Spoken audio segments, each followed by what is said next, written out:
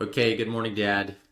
Good morning. Today is Wednesday, January 29th, and let's do a couple of updates. I want to do a Ukraine war update because I know a lot has happened in the past couple of days, and also with Trump freezing some funding. But I also Right. want some updates on the Middle East. We haven't really touched that in a while. So you were just right before the podcast, you started telling me a little bit about Israel and Palestine. So maybe you can just give us your assessment of what's going on there, and we see where the conversation goes. Yeah, well, sure. Let's first talk about southern Lebanon. The ceasefire, the 60-day ceasefire that was agreed to between Hezbollah and Israel ended actually on Sunday, just a few days ago. But the Israelis declared, they made the excuse that somehow Hezbollah had violated the ceasefire, which is, is just outrageous because they've been violating it. The IDF has been violating it left and right ever since it went into effect. And they've declared that it will be extended until February 18th. Now, what actually during the ceasefire, this is not what was supposed to happen, of course, but they actually took more territory, considerably more territory than they did during the fighting. Israel They did. were, they were basically stuck right there at the border. I think they took, one village of any size, and that was it. After the a couple months of really intense fighting, so you have to say that this was the fighting went Hezbollah's way. They again proved themselves to be on their own territory anyway, the superior fighting force. Um, Now, so what Israel could not attain through an honest fight, they took by breaking the provisions of the ceasefire, and they seized some more territory.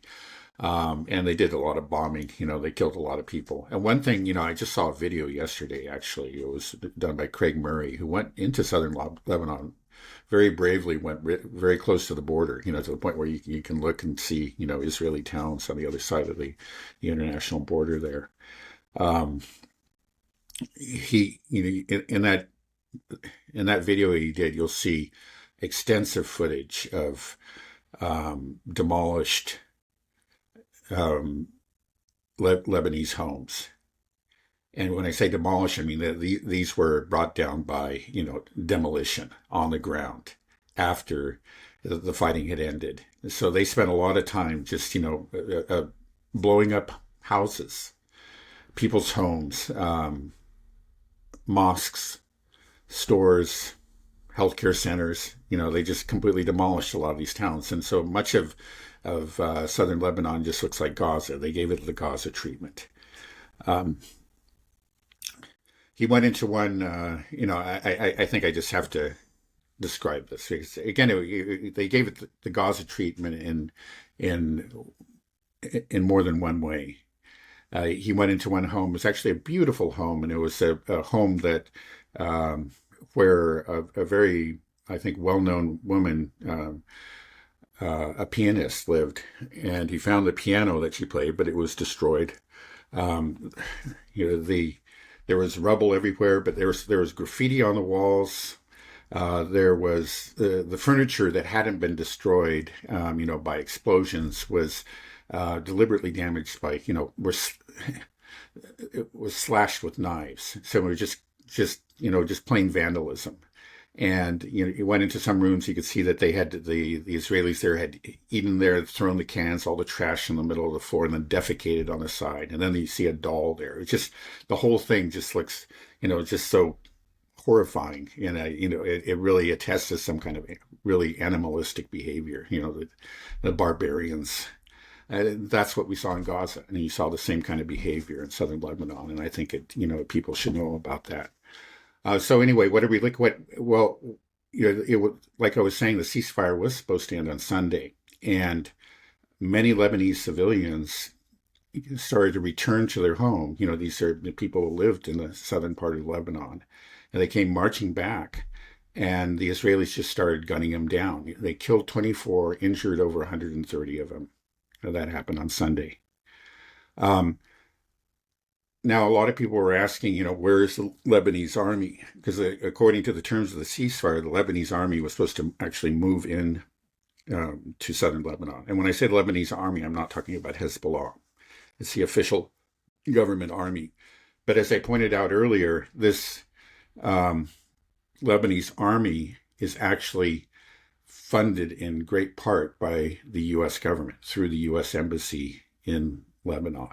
So like half of the pay or more is actually comes from the U.S. So if these soldiers are on the U.S. payroll, they're going to do the bidding of the U.S.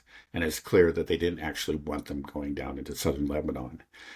Again, it was according to the terms of the ceasefire, they were supposed to be down there. The Israelis were supposed to pull out just this past Sunday, but they did not, and that's where we are now. So we have an extension, so-called, until February 18th. So one of the questions I have is if it was clear that Israel was violating the ceasefire, that they took more territory during the ceasefire, and then they did these controlled demolitions of homes, vandalizing all the infrastructure in southern Lebanon. Why did Hezbollah allow this to continue? If this was a clear violation of the ceasefire, Yeah. they were taking these towns. Yeah, I don't understand why they agreed to it. Right. Well, I think there are two things to, at least two explanations. I can't really speak for Hezbollah, of course, but I'm just, looking from the outside, I can speculate. And one is that, I think a reason that they actually did agree to the ceasefire in the first place is pressure from other groups within Lebanon. Hezbollah is not its own state. It is, it's it's a sub-state organization. And they do have to keep into account, they do have to consider the wishes and the concerns of other groups within Lebanon. And I think, after all that bombing, and I think this was intentional on the part of the Israelis, bombing not just of Hezbollah and Shia targets and neighborhoods, but of many other ethnic groups within Lebanon. After these people suffered these bombardments, they pressured. Some of them did. Their political leaders. Some of them pressured Hezbollah to agree to a ceasefire. And maybe they feel like they have to. They have to take into account the wishes of these other groups, and maybe again these other groups want them to do. And then another possibility, is that Hezbollah performed admirably. They resisted the invasion very effectively, but they did suffer serious losses. We saw what happened to their leadership, and it was clear that their organization had been, compromised in some important way. It was the Israelis were getting very accurate intelligence on where everybody was, and that's why they were able to carry out these decapitation strikes. So maybe they said, okay, we do need a breather here to rebuild and to figure out where the leaks were, find the moles, and reorganize it. And then we'll fight another day. Of course, they also suffered the loss of their very important ally, Assad, in Syria. That is a real setback for Hezbollah. And, maybe also another thing they need to do is just look at other ways of getting the supplies that they need to pursue a war. So these are things that they have to consider, and maybe that's why they've agreed to the ceasefire and they put up with the violations. And then don't forget that Israel invaded southern Syria and now has control over the territory to the east of southern Lebanon. That's something they didn't have before. So that just creates two fronts for Hezbollah. They used to be that they didn't have to worry about that eastern flank. Now they do. And that eastern flank is, is very mountainous. You can see the Israelis now control these mountains that overlook, southern Lebanon from the east. And that clearly gives them some advantages in terms of both, let's say artillery fire, but also intelligence gathering, surveillance. So You said southern Lebanon was given the Gaza treatment, but I haven't really seen much international condemnation of what's been happening in southern Lebanon. I haven't really heard much of it. This is kind of new to me. What you've told me, the amount of destruction. Right. Why is that? Why are we not hearing more about what's happening in southern Lebanon? Well, it's a good question. There's one thing is just very few journalists have gone down there, and so again we have to say kudos to Craig Murray and his team. He put together a documentary team and went down there, and he went all the way down to the border. And it was dangerous. He ended up, I mentioned that 24 Lebanese civilians were killed in cold blood on that day when he was down there. A couple of them were killed very, very close to where he was. So he ran a real risk, but unfortunately, most journalists, it seems like he's basically the only Western journalist that bothered to go down there. And yeah, it has been, of course, before there was fighting down there, nobody would risk it back then. And the ceasefire, as I said, was just continually violated. So people just kept out of it. I don't think any of that's an excuse. We had very, very brave journalists within Gaza. Many of them were killed. Right now the figure is like more than all of World War II, right? But they were there, and they just apparently were not there, in southern Lebanon. Yeah, and maybe because it's in southern Lebanon, it got emptied out quite a bit. They could move north to Beirut. Where in Gaza, everybody's just stuck, so you. Yeah. I think maybe some of those journalists, if they knew what was coming, they would have left, but they got stuck there, and then they very bravely, did their journalism. So, are we seeing a resurgence of Hezbollah now? If the Lebanese army did not step up to the plate to protect the southern Lebanon, right. Are people upset now with President Aoun? Yeah. And now, should we expect a commencement of fighting again between Hezbollah and the IDF? Or? Yeah, well, it looks like it. It looks like the Israelis really do not intend to leave. Now, this is particularly egregious in light of the recent election. Aoun, who was clearly picked by the Western powers and Saudi Arabia, and it must be said, the new Syrian government, they also supported him. So we see this new alliance, between jihadis, Saudi Arabia, and the U.S. It's not really a new alliance; it's an old alliance, in just in its most recent, iteration. But he had, he was elected on the promise, or, apparently it's what the Westerners were telling, and his other supporters were telling people, like in the Lebanese parliament, is that if he's elected, the Israelis will leave. That's what the Americans are saying. But it didn't happen, of course, another broken promise. Mm-hmm. It's such a mess. I always want to try to give the benefit of the doubt and just see if there's some nuance. But when we talk about this conflict with Israel and its neighbors, it's really hard for me to, see things from the point of view of the Israelis. It's just like this behavior is just, it's not okay. I just don't understand how they keep on doing this and getting away with it. And it just doesn't seem like people don't want to talk about it. People don't want to see it because I guess they don't want to believe it. It's distressing talking about Palestine and Gaza and is Israel and what it's doing. I just kind of feel hopeless. It's like just hearing the story about what's happening in southern Lebanon, and it's like nobody knows, and it seems like nobody cares. It's what can we do about this? I mean, it's very sad. It is. I know. Obviously, as we've said, that many more people know and many more people care now than did, let's say, 15 months ago, when the fighting broke out in Gaza, or rather when the Israelis invaded after October 7th. Are the Israelis, Israeli citizens, society, are they aware of what, they're aware of what's happening, right? They're aware of what they're doing in southern Lebanon. they're clearly aware of what's happening in Gaza, right?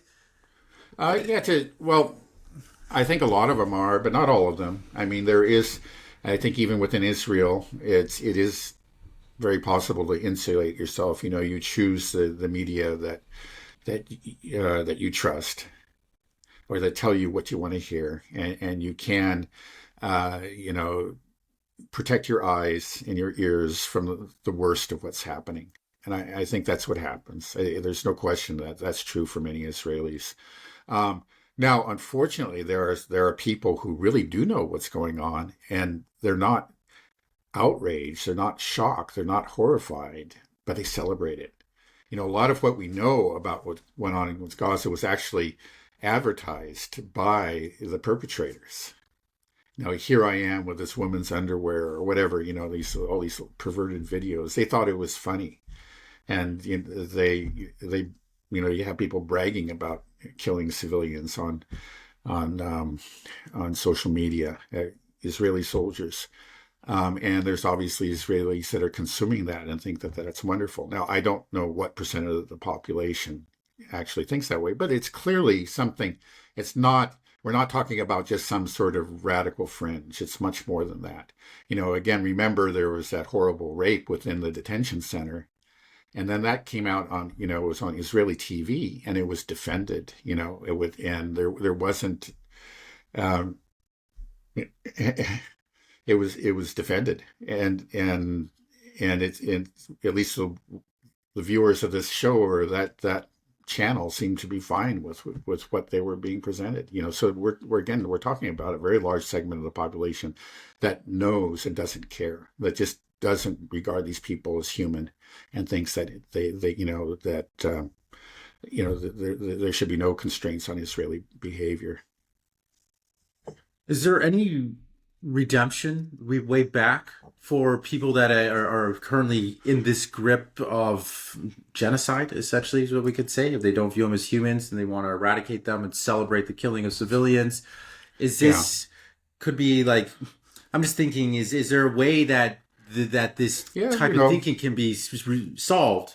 I'm thinking like the Japanese when they did the rape of Nanjing, but that's not regular Japanese society life celebrating it. That's this, the soldiers. Probably at the time, the Japanese society didn't know what happened. No, it's going to be hard. I mean, of course, individuals come back from all kinds of horrible, let's say, beliefs and behaviors. So it's always possible on the individual level, and I'm sure it's happening even right now. But it's hard to see, that large segment of Israeli society really doing a U-turn, absent some sort of, I think, military defeat. That's my feeling. I would be happy to be proved wrong. But that takes us to like the general situation. We have a ceasefire, of course, in Gaza as well, and it's ongoing.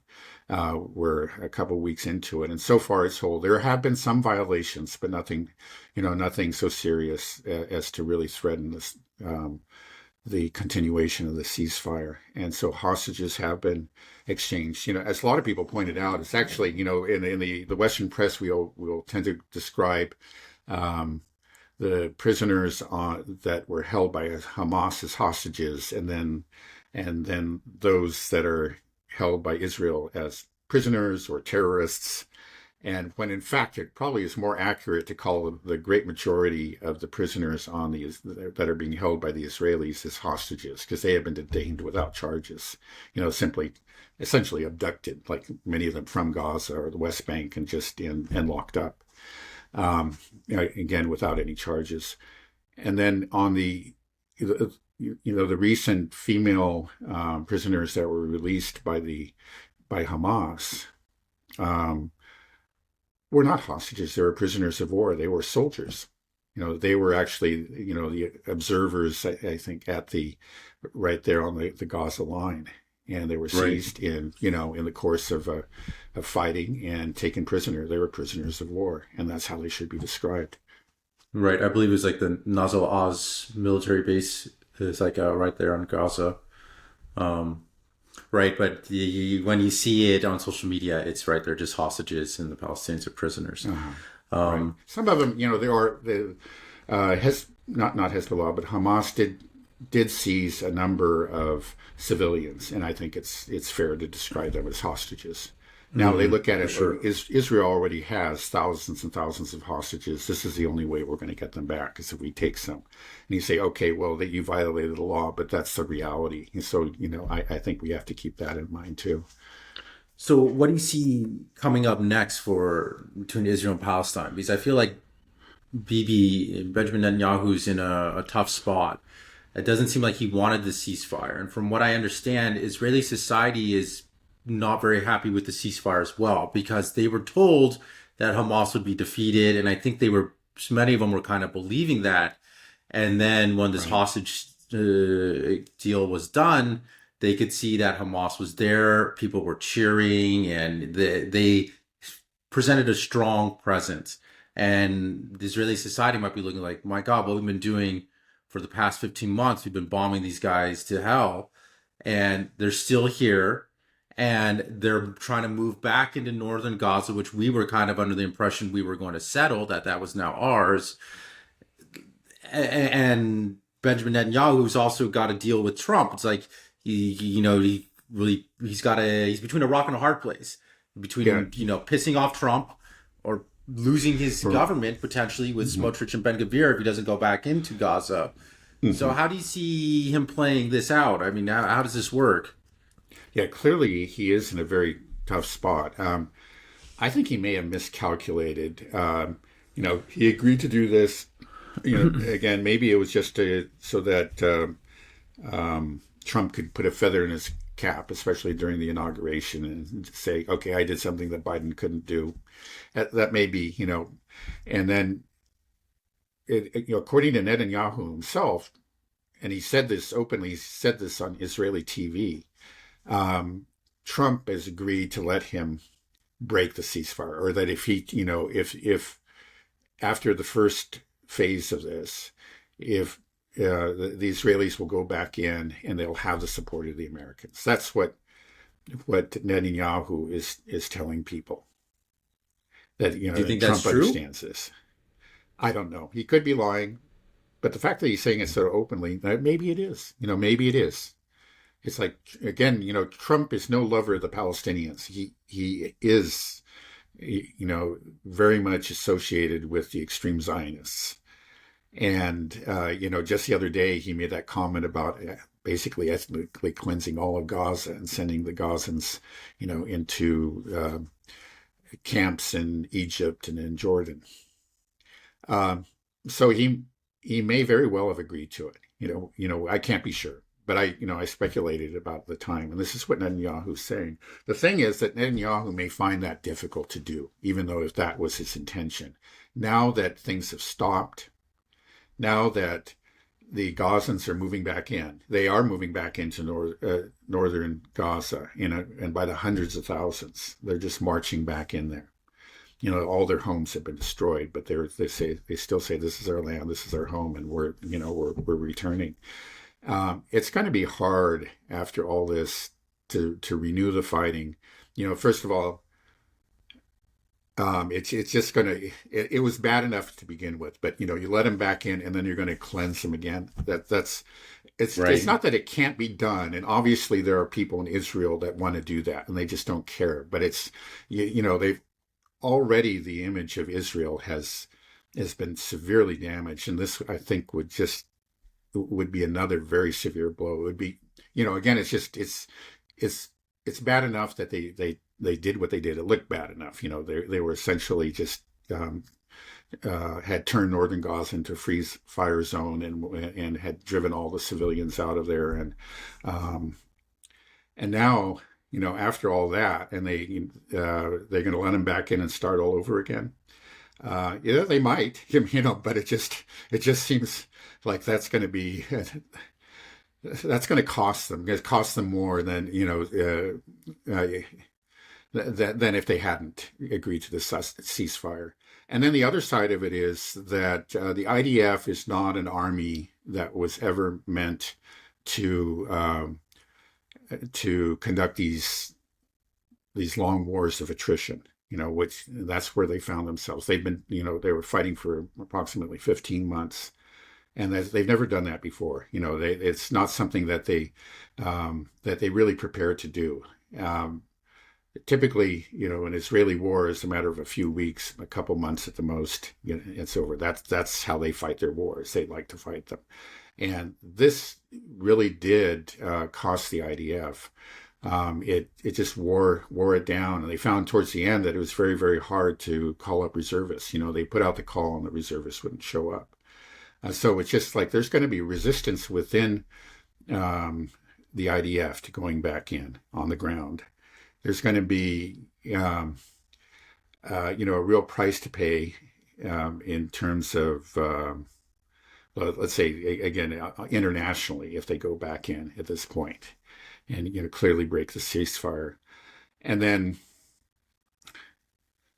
okay, well, yeah, there's that. And then, but on the other hand, okay, the third thing I think you have to consider is that there is a large segment of Israeli society that all along has been demanding that we, as they put it, release the hostages. And again, many of them are fairly described as hostages.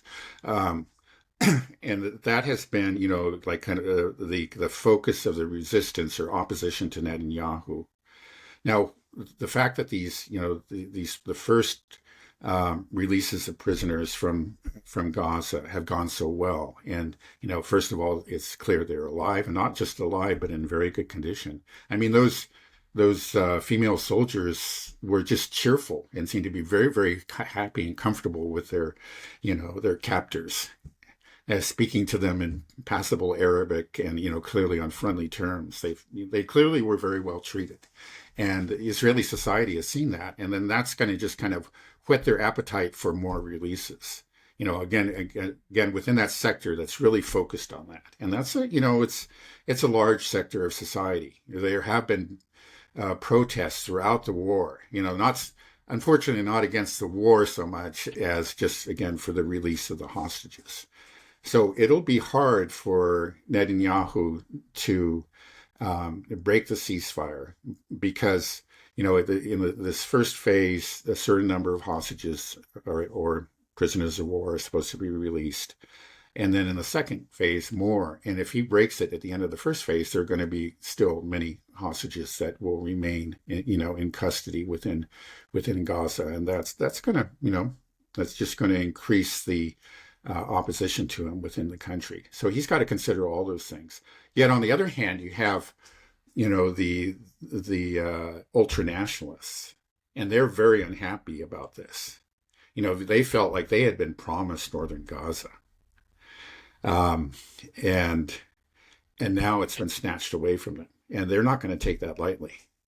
We're talking about Ben-Gvir, who's already resigned. Smotrich, the finance minister, another ultranationalist, has remained, but he's remaining on the understanding that the ceasefire will end after the first phase, and that Israel, the Israeli army, will go back in. We'll see. So we're looking at some really kind of Israel itself is sort of on a collision course with itself here. Right. And yeah. Netanyahu's right in the middle of it. And, he's now don't ever underestimate Netanyahu. He's just a very wily. He always comes out on top somehow. Yeah. He somehow, there are many times when people have just, have counted him out, and he always comes back. So we'll see. But he may manage to come, roaring back with the ultranationalists at his back. We'll see. That'll be scary. You're right. I mean, I think starting it back up again in Gaza, it's going to be demoralizing for the IDF. They have to refight and retake all the territory in northern Gaza that they spent the past 15 months demolishing.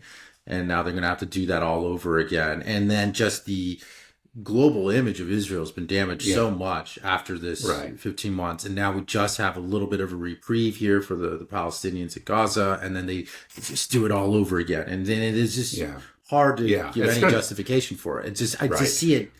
That will not end. I don't think it'll end well for them. But if they don't, then we're looking at potentially Netanyahu might lose his coalition, right? So his government falls apart. His corruption charges will commence, and he might end up in prison or jail. So this isn't really an option for him. He can't lose the government. He has to maintain power. If not, he's over. He's the man that ended up destroying Israel instead of creating greater Israel. Now Israel is a pariah. They committed half a genocide. Yeah, right. And he's still, and you have to say that the Gaza campaign was a failure. I mean, he did not achieve his stated objectives. The first one was really to destroy Hamas, to eradicate it. And it's just so clear. That's one thing is that those videos have shown people. Hamas is there. They're supported by their people. They're in charge.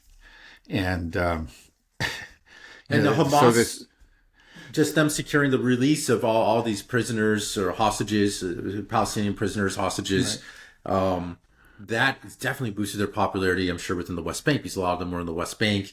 And in Gaza. So just, I think there's a huge amount of support amongst all the Palestinians for Hamas. I think that's fair to say. Right. I mean, I think it's always been there. People never really, when I was in we were both in the West Bank before. I met with some PA members, Palestinian Authority members, and I just remember that learning that nobody really respected these guys that much. Yeah. They were kind of considered the Vichy government. And so it was... Right. Well, that's what they are. Yeah. Right. No, there's no question about it. Just as an aside, I thought that I would mention that, a lot of people commented on the contrast of the condition of the hostages on, that the Israelis had kept, the Palestinian hostages versus the IDF soldiers that were released by Hamas. Again, those Palestinian hostages were gaunt, bruised, they clearly had been maltreated. It turns out that the person that was really in charge of caring for, if you want to call it that, these prisoners was Ben-Gvir. I think he was in charge of the Interior Ministry. And so he actually just let it be known that, the guards could take their gloves off, and he cut food rations. He deprived them of access to reading materials and, other things that just make life bearable in prison. He did everything he could to make them miserable and to make them suffer. So, when you see these people, these gaunt, clearly abused hostages being released, back to their families in the West Bank or in Gaza, just think Ben-Gvir. What a monster. Yeah. Okay. Well, is there anything else you want to update on the Middle East? No, I think we did. Yeah. We'll have to wait and see. Yeah. No, it's going to be, both in southern Lebanon and Gaza, we are, there are ceasefires in effect of some sort in both, but the fighting is not going to end.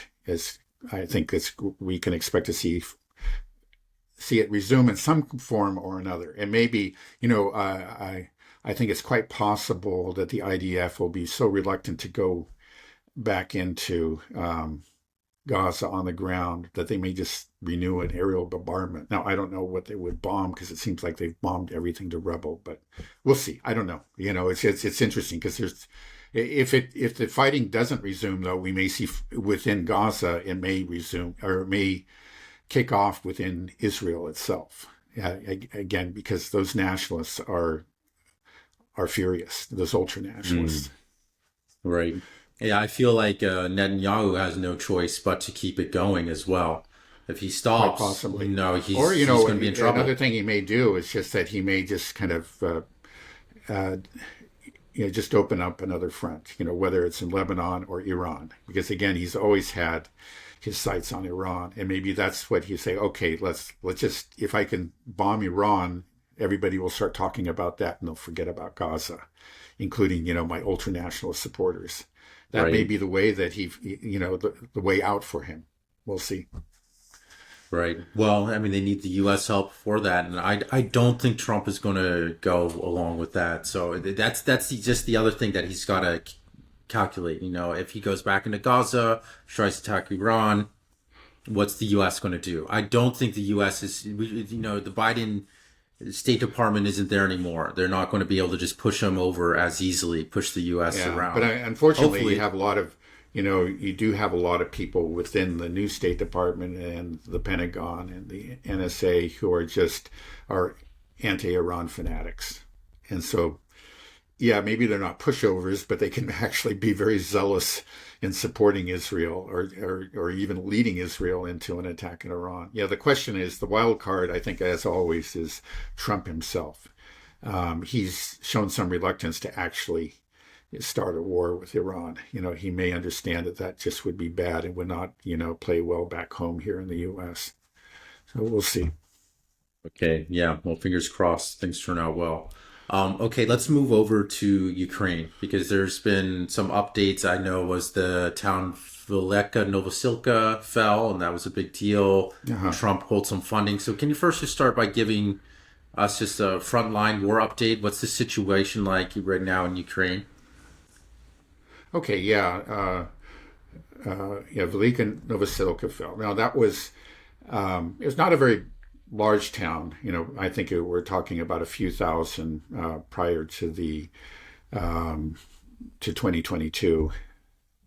But it was it was a strategically important town. It was one of these fortified towns, kind of fortress towns that the Ukrainians built up over the course of several years following the coup in 2014.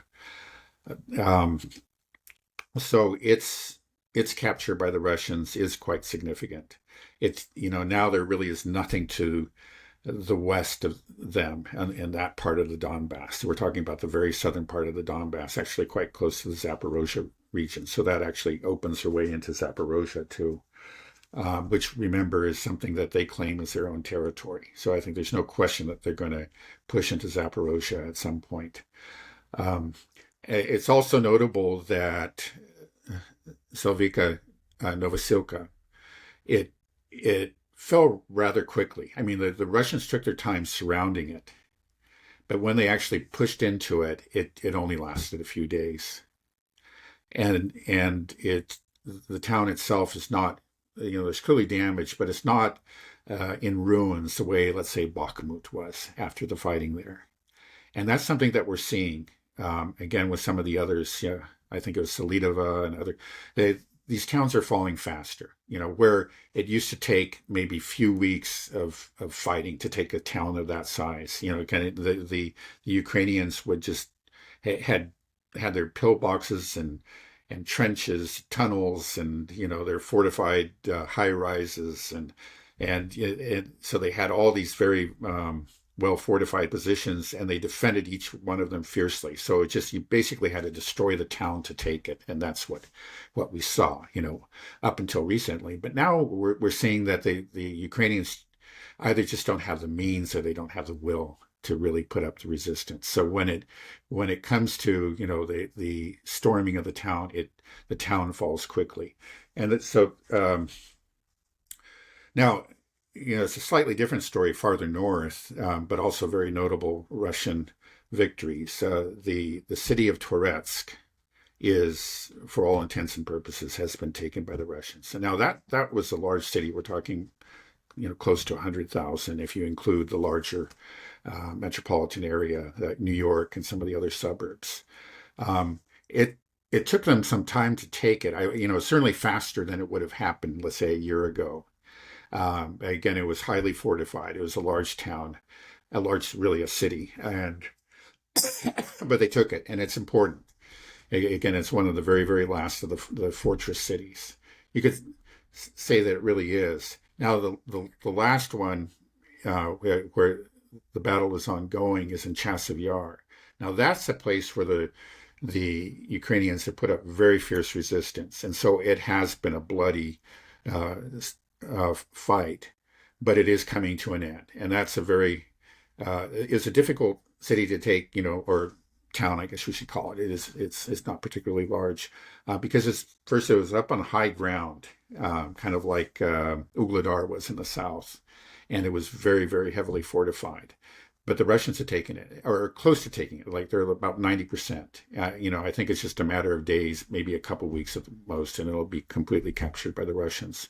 And with that capture, it's just like all of the central and southern Donbass is now going to be kind of open to a more rapid Russian advance. Now, probably the next city that they're going to go after is Pokrovsk, which they're right now in the process of encircling. Pokrovsk is an important city, but it's not one of these fortress cities. It was a hub. It was probably the most important logistical hub for the Ukrainians that supported all these fortress cities. So now the Russians have just about defeated all of them. The last one will be Chasiv Yar, and then we got Pokrovsk. Now the Russians, because they essentially have a semicircle now, they've half encircled it.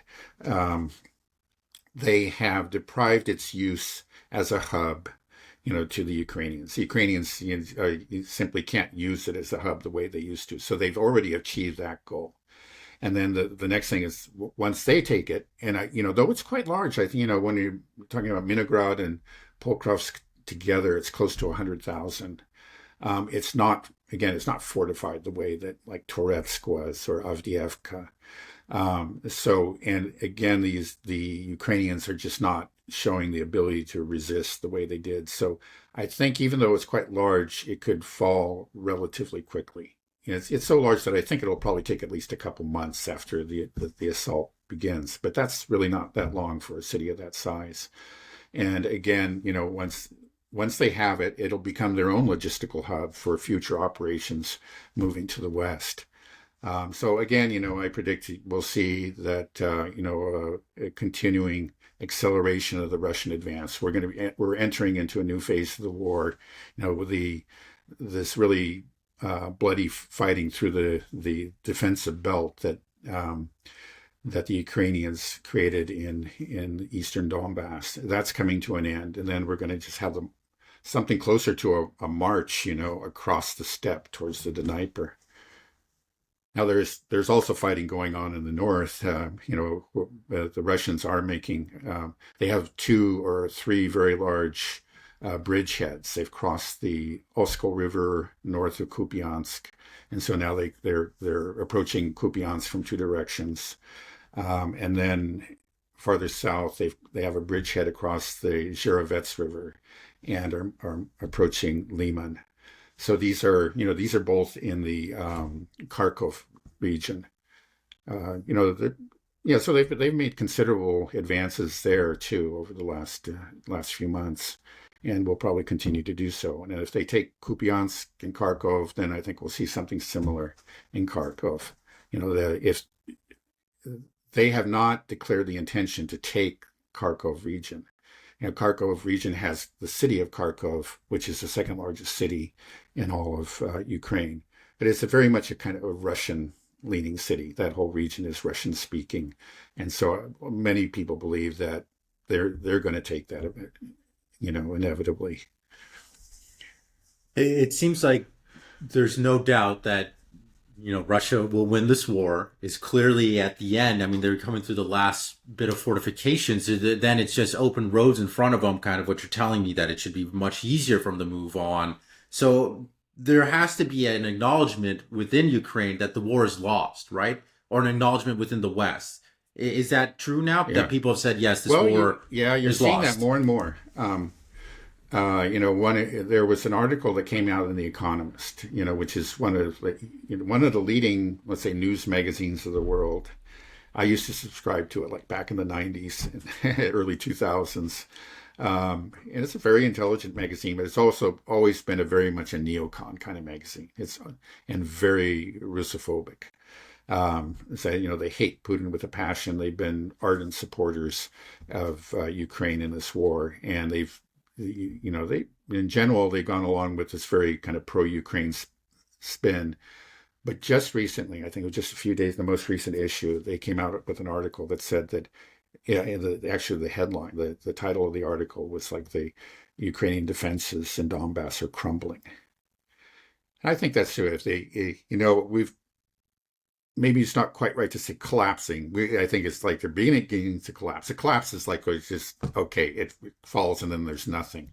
There's still some kind of resistance, but the resistance is clearly weakening and weakening rather dramatically. So let's go with the verb that the Economist itself is admitted to. Yeah, their defenses are crumbling there. Right. Well, or we can go with the words of Budanov. Budanov apparently said that Yeah, Ukraine will collapse within 6 months. Yeah, and I think he used the word collapse, like won't exist, I believe, something like this, right? yeah, right. It basically, yeah, it sounded like he said, like if things don't change within 6 months, it's over. And yeah, there will be a collapse. I think that's the way I understood his words.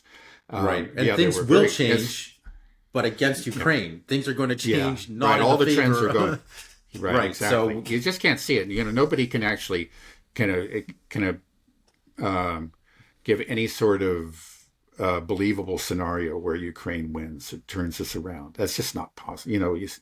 Yeah, all the trends are in the favor of Russia. They talk about, oh, we got to give them more weapons. We've been hearing this for 3 years now, and there aren't any more, wonder weapons to give them. And the wonder weapons, all prove not to be so wonderful after all, of course. And the West has drawn down its stockpiles. It just doesn't produce anywhere near as much as the Russians do. Mark Rutte himself admitted that it was a 1-to-4 ratio in favor of Russian production of munitions. Um, yeah, so there's just nothing. If you're at all realistic, there is just no possible way, path to Ukrainian victory. Um, so and what's that, the yeah, what's so go ahead. Yeah. so what's the plan then from the Western world? I mean, if there's this acknowledgement now that okay, this war is lost, then clearly the rational thing to do is to cut a deal now, so Ukraine is able to retain Yeah. more of its territory. Why isn't that happening? Like this is like, what are Right. they hoping? Are they hoping just a meteorite's going to follow the sky and hit I Moscow? think I mean, so, right. It's just, yeah. Um, okay, well, I think, well, first of all, a lot of these people are deluded. I think Zelensky himself, I think, understands on some level that he's losing and that for him, it's just a Hail Mary. He has to start World War III, and that's the only way he can get out of it. I think, that explains his behavior. It's just trying to do whatever he can to draw the NATO into this more directly and on a larger scale, to the point where it becomes an actual NATO versus Russia conflict. And that that's his plan. Is if there is a plan, and I think unfortunately there are some leaders in the West that agree with that. Probably just the Baltic states, but even the Poles don't want to do that. They actually have said, "Oh no, we're not doing that. We're not going in there." Um, so you get a lot of just wishful thinking, as I think a lot of Western leaders are just deluded, just don't want to believe what's happening, and they continue to insist. They say the same thing, is that we need to just give them more weapons so to improve their negotiating position. Now we've been hearing that, and for better like the last 2.5 years, easily their negotiating position has been getting worse and worse and worse. And there's just no reason to believe that, like the next shipment of weapons to Ukraine, which is almost certainly going to be less than the previous shipments, is going to make any difference. It just won't. You can't explain to me how it could. Why did all the previous ones fail? Why has their negotiating position gotten worse and worse? What makes you think that now it'll get better after this shipment of weapons? But they still say it. I mean, that's partly just in the nature of politicians. I think a lot of them, um, yeah, they just don't want to admit failure. It's just very hard to say, okay, yeah, we went down the wrong road here, and acknowledge that my opponent, acknowledge that these distant parties were right, It's just something that they can't get themselves to do. So they simply, maybe on one level they realize what they're doing is not working, but they say maybe we can just drag this on farther, and then there will be that asteroid from the sky or something, or at least maybe I'll complete my term and I can retire comfortably, and then let somebody else deal with the defeat. I just don't want it to happen on my watch. Right. The more hopeless the situation gets, and the more that somebody like Zelensky tries to do a Hail Mary pass to start World War III, the more people are aware of what he's trying to do. And it just looks bad on Ukraine and on the West in general. I mean, we're seeing, cutting off the gas now to Europe. They're trying to blow up. Seems like they were trying to blow up a nuclear power plant. The acts of terrorism to provoke Russia. Just the more that they do this, the worse Ukraine looks, and the worse the Western backers look, because they're inextricably tied to this now. So, and it's becoming more and more apparent. So the idea of some type of successful World War III instigation is just, it's not, I don't think it's possible. And the more you try it, the worse, bigger of a hole you're going to dig yourself. So I just don't, surely there's a shift. Clearly there's a narrative break. You said The Economist is saying that the Donbass fortifications are crumbling. The defenses or Ukrainian forces are crumbling there. So there's definitely a change in the tone of the narrative. Are we seeing a shift within politicians? We have obviously Hungary and Slovakia, to some extent Italy, kind of saying that this is not what we want to do. Are we seeing more of a shift? Some politicians offering some words of rationality to their people, like, hey, this is not working out for us. This clearly is a war that we can't win. Our economies are suffering. What are we doing here? Is that... Unfortunately, I don't think we are. The big three in European NATO would be the UK, France, and Germany. And within the ruling establishment, we're not seeing it. Now, all of those countries have dissident politicians that are quite popular, that are making these criticisms, but they are being kept out of power. Of course, we have in France, we have the National Rally, but also the leftists led by Mélenchon. And then, we've talked about the AfD and Sarah Wagenknecht's party in Germany. And then in UK, there's actually Nigel Farage, who is, I don't think he's been quite as clear and consistent as, let's say, the National Rally and the AfD. But he has made real criticisms of Project Ukraine, of UK's support for it. And his party, according to most recent polls, is the most popular party in the country now. I mean, the Labour, led by Keir Starmer, has just plummeted in the polls ever since he took power. So you have, I don't see any kind of recognition on the part of the establishment within Europe. But you do see these rising power parties, and maybe one of them will finally, succeed, take office, and maybe will actually, change, put those countries and put Europe on a new course.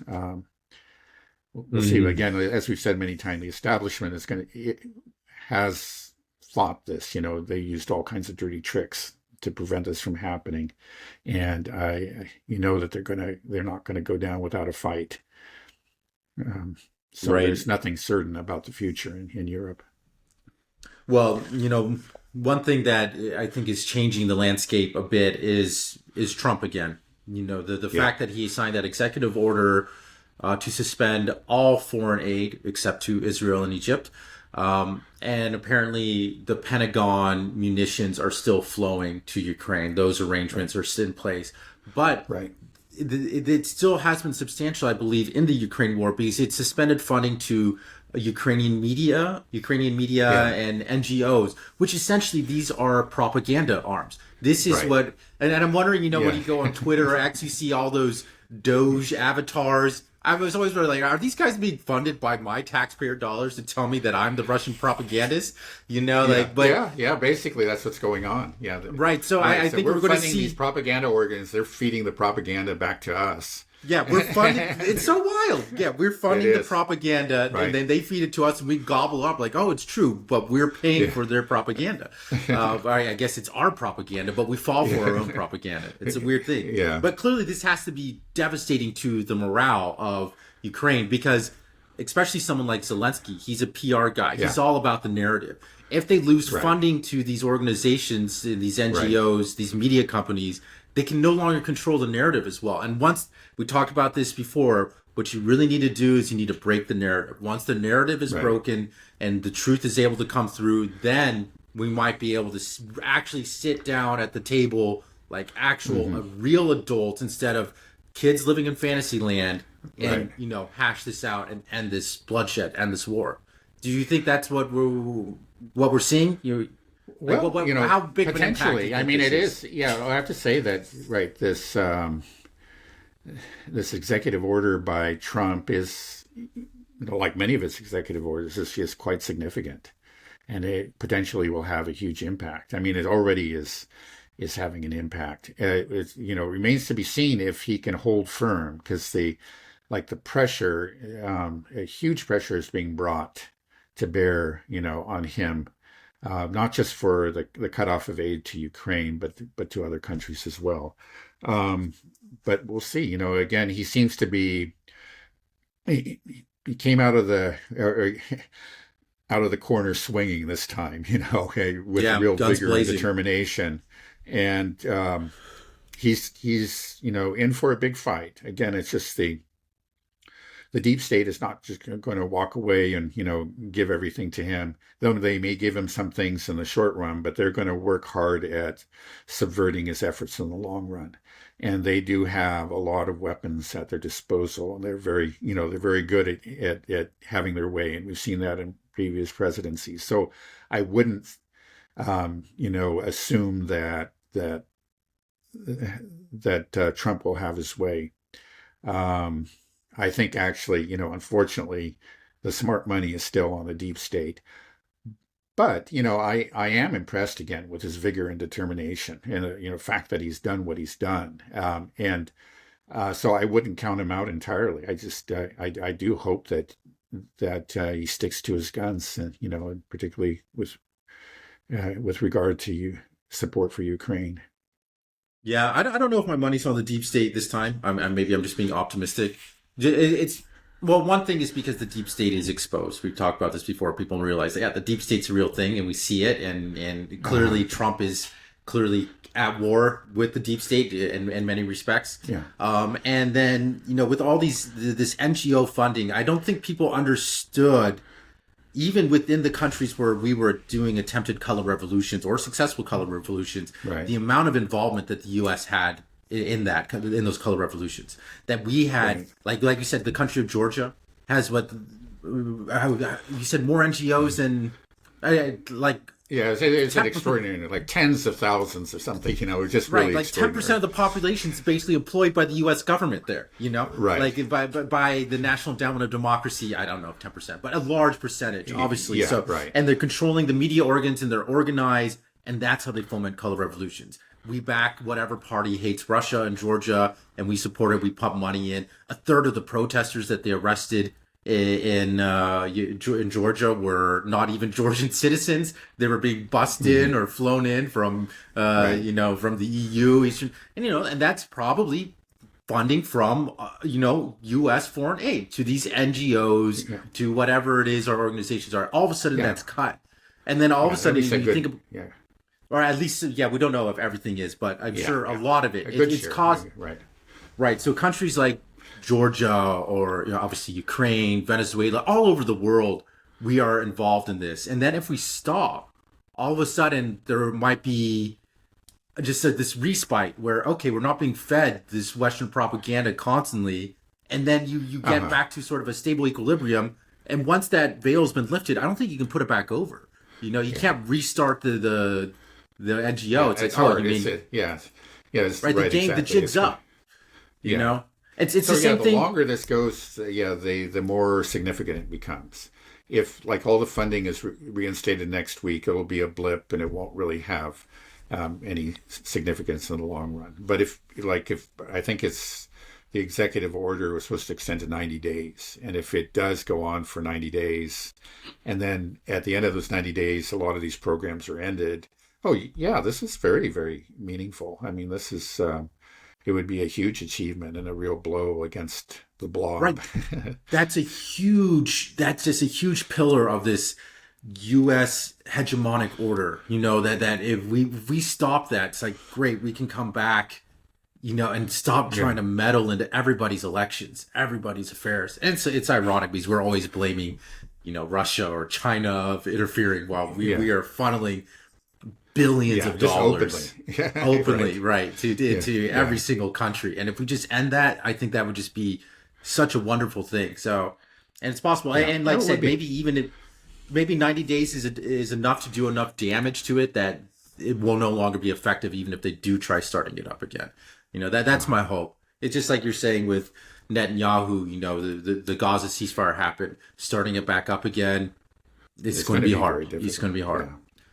So that's my hope, but we'll see.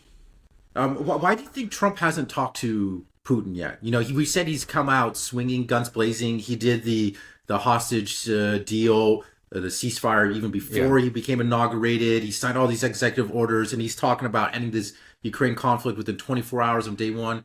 But he hasn't talked to him yet. Why is that? I don't know. Yeah, I know that, there's been speculation about that, of course. One thing is maybe he's starting to realize, let's see, this is the best possible, I think, interpretation. This is the one I hope is true, and that is that maybe he's beginning to realize that things aren't as he imagined.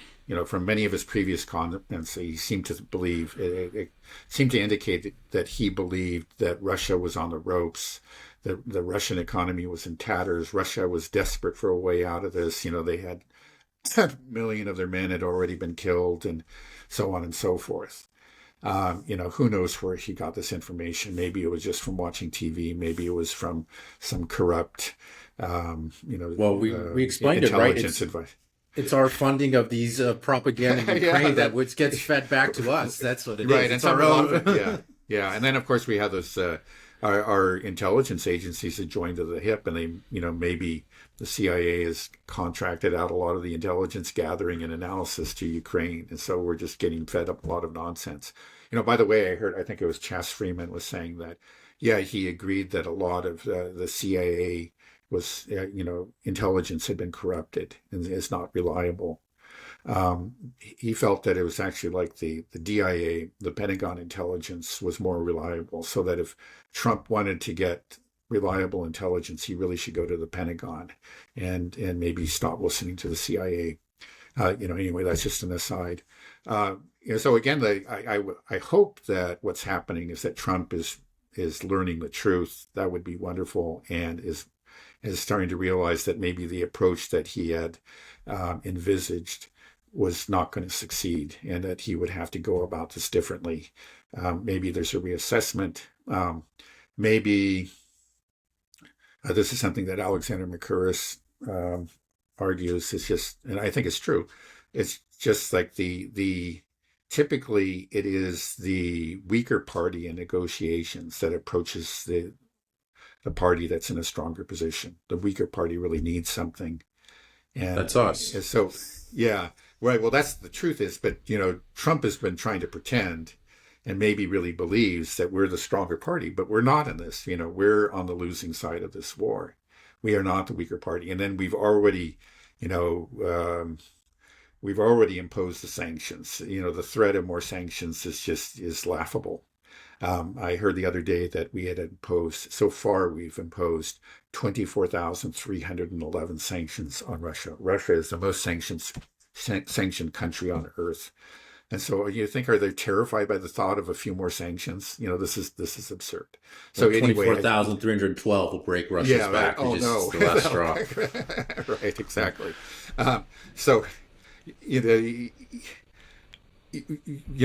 We don't have the leverage. And So if he really believes that we're the stronger party, and it's not appropriate for the stronger party to approach the weaker party, then he's really, obviously deluded. And but maybe at some point it'll dawn on him that no, it's actually we need help from the Russians and we need to approach them. Do you think? I don't know what's going on, but those are possibilities. Do you think that maybe Trump even will just want to let Ukraine collapse and just say like this was all Biden's fault? Like look what he did, and then well, he could, yeah, this is something we just again. I think that's really that would be the smartest way for him to approach it. Again, I don't. There's just no way that I think he can negotiate a settlement with Russia. Maybe I'm wrong, but it just seems like that's politically impossible. Because it would be kind of in writing an acknowledgement of our defeat, and the U.S. just doesn't do that, or is very, very, very reluctant to do that. I think Trump himself would be, but we could just walk away from it, and the war would end quickly. It would be an obvious Russian victory. They would march to wherever they wanted to go, and they would take that territory. But if he played it right, again, using the cards that we described earlier, pointing to the fact of all the money that's been wasted on this, and money that should be spent at home, all the corruption in Ukraine, and then making it clear too is that this is Biden's defeat. I didn't choose to start this war; he did, and it was a huge mistake. And so, constantly repeating, "This is Biden. What you're watching is Biden's defeat." I think it would be a tough sell because there's going to be a lot of screaming and much of the media. But again, the media is now fractured. It's a kind of a divided landscape where it used to be, speak with one voice. Now, Trump has a lot of loyal media that will support him. But, right. Of course, that establishment legacy media is just going to be screaming at the top of the lungs, that this was a betrayal. This was, he made a deal with Putin, whatever. They're going to try to do what they can to make him pay the cost of it. But I think he could, if he, again, played his cards right, survive it and come out on top. Now, the question is just kind of his own personality. One thing is like he made so much out of, the retreat from Afghanistan. And he clearly does not want to have that pinned on him. And maybe just the fear of having something similar pinned on him is going to prevent him from going that route. We'll see. Mm. Right. Trump made that move also to give like White House press passes to podcasters and influencers. Maybe we can get you in there, Dad. Wouldn't that be great? Yes. Yeah. No, I think that's actually a very wise move. I mean, that's just a recognition of the new landscape. It seems like, I have to say that clearly he or some of the people around him have learned something in the last 4 years. In the first 4 years, it just seemed like I think a lot of people were trying to point that out to him. That for example, like you need to do something about these social media companies because they're weaponized against you. And he really didn't do anything. And then of course he got kicked off of Twitter himself. Right. And right? I think off of everyone. But I think all of those experiences in the impeachment, it was clear, the Russia hoax, the first impeachment that was actually, which used it as its justification, right? His threat to cut supplies to Ukraine, all of those events taught him something, and so he does seem to have learned something. I'll admit it. I think he's shown a more understanding than I expected from him. So I am more hopeful. I'm a little less cynical, we'll admit, but I just know that deep state is still there and they're going to fight back. So, this is not over. Right. Yeah.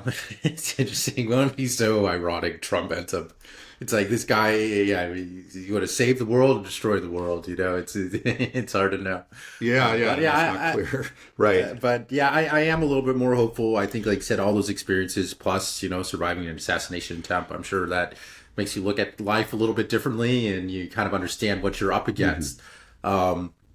Do you think this is politically possible, viable? Like, it would just be so great if Trump goes over to Moscow and talks to Putin. It's like, hey man, what are we doing? Like, why we don't need to be enemies? Like, just the world would be such a great place if we have Russia, China, and the U.S. that can all work together, and we can have a peaceful and prosperous world where we can. I mean, like, there's no reason to try to have this clash between these superpowers, and we're the one that are demanding it. But we're in the worst position to handle any type of conflict if war broke out with China or Russia. So it's just like there's. And I think probably Trump has to have some realization of that. And he has the personality that just wants to be chummy with everybody. So, I mean, I'm just hoping that, is that possible? You just go over to them and be like, hey, let's, I can't say it's impossible. Let's bury the hatch and let's work together. We can, you got all that energy. Great. Well, we got all this. Let's start trading and working together. And then all of a sudden, let's be pals again. Is it possible that we can be pals with Russia and China? I mean, like that would just be so good for the world. Obviously, it's not impossible, but it, it remains to be seen, and maybe before he appointed people that undermined him, at every turn. One example, of course, was the negotiations with Kim Jong-un in North Korea, that he went, I think very correctly, offered to meet with them and to negotiate. But he had appointed people like John Bolton, and John Bolton undermined him. He sabotaged those negotiations. He surrounded himself with people who were not loyal to him, who did not believe in, who were neocons, who did not share his vision. Now, unfortunately, he's appointed many neocons and many people, many warmongers. But I think there's a difference. He has appointed people that he believes are personally loyal to him. Right. Even though they may subscribe to a neocon ideology, and clearly many of them do, including Marco Rubio. He believes that these people, unlike John Bolton, for example, or Mike Pence or Nikki Haley, are personally loyal to him. And so perhaps, if he can bend them to his will, even if they don't really share his ideas, for them, they're political creatures, and they understand that they've hitched their wagon to this Trump horse, and that's the way they're going to go. I think that's what we may see, so it may be that, for example, if he really does want to negotiate a settlement, a settlement that has to be favorable to Russia, perhaps he has enough hold over these people, these people that he's appointed to the State Department and the Pentagon, that he can carry through with it. But it remains to see. I mean, these are huge organizations full of wily operators that have had their way for decades. Now, maybe it's finally coming to an end. This is the thing. You get so used to something being one way, you just think it's forever. But perhaps, perhaps they will finally lose. I certainly hope so. Again, I'm not going to bet on it. I'm going to bet that they're going to win, but this is a new Trump. He seems to be more determined, and he seems to be wiser than he was last time, and he seems to have made appointments that that he feels will strengthen his hand vis-a-vis the deep state. Right. It's actually, I think, a smart move to hire neocons and that are more loyal to you than they are to the neocon ideology. Same thing we saw, for example, sending Steve Witkoff, which is he's a practicing Jew. I'm not sure if we describe him as a Zionist, but he sent him over to handle the negotiations with Netanyahu. No, he's definitely a Zionist. Yeah, and a rather extreme Zionist. Right, but he doesn't just obey Netanyahu. His loyalty is to Trump, and Trump told him to do this, and he did it. And so you have somebody that is a Zionist, that is a Jew, and that gives him the ability to even reach any type of deal already. And the same thing potentially if you have neocons that are more loyal to you. It's like, well, okay, you subscribe to this ideology, you have sway within this deep state a bit more, but you listen to me, and so we're going to change this this machine. You got to work from with the inside of it. Maybe that's what he's thinking. I hope so. Maybe, and, maybe. Yeah. Again, I'm more pessimistic about the Middle East because I think Trump himself, unfortunately, has shown himself not to have a real interest in a just peace in the Middle East. Sometimes, he'll say something will come out of the side of his mouth that's encouraging, but all in all, everything that he's, with the exception of this one negotiated ceasefire, and according to Netanyahu, it was done with the understanding that the Israelis could break it and would be supported by Trump. With that exception, everything has actually been towards increasing support for the Zionists. This is, again, there were very, very few restrictions that Biden placed on Israel, but those very minor restrictions were lifted almost immediately by Trump, and that again, it's a bad sign. I mean, he does talk sometimes like an ultra nationalist, again, talking about just ethnically cleansing all of Gaza. Of course, that's not possible, right? It's not. Yeah. Of course, he's really not so different from the prior administration because Blinken he didn't go out and say it openly the way Trump does. This is often the difference. Trump says something publicly which other previous administrations would say behind closed doors, but they really are on the same page. So Blinken actually was trying to convince the Jordanians and the Egyptians to take in the Gazans. So he was really talking about the same plan. It's just that Trump said it out loud. Okay, Dad. Well, maybe we'll end it there. We've gone well over an hour. So, all right. Thanks a lot. Have a good rest of your day. Yeah, you too. Okay. Bye-bye.